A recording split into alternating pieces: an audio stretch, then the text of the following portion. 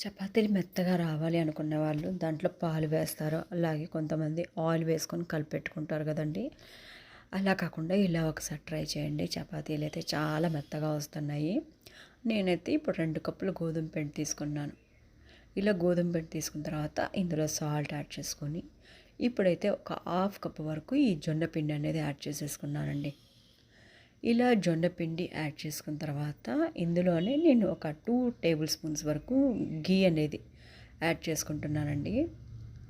ఇలా ఘీ యాడ్ చేసుకొని కొంచెం కొంచెంగా వాటర్ అనేది వేసుకుంటూ ఈ చపాతీ డాఫ్ అయితే కలుపుకుంటుంటే మనకి కలుపుతున్నప్పుడే డిఫరెన్స్ తెలుస్తుందండి.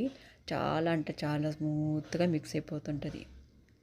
ఇలా ఈ డాఫ్ మనం రెడీ చేసుకున్న తర్వాత ఒక 5 మినిట్స్ అయితే మూత పెట్టేసి పక్కన పెట్టేసుకున్న తర్వాత ఆఫ్టర్ 5 మినిట్స్ ఈ చపాతీలు సాదుకున్నామంటే చాలా అంటే చాలా బాగా స్ప్రెడ్ అవుతుంది. అలాగే కాల్చుకునేటప్పుడు కూడా మెత్తగా ఉంటాయండి.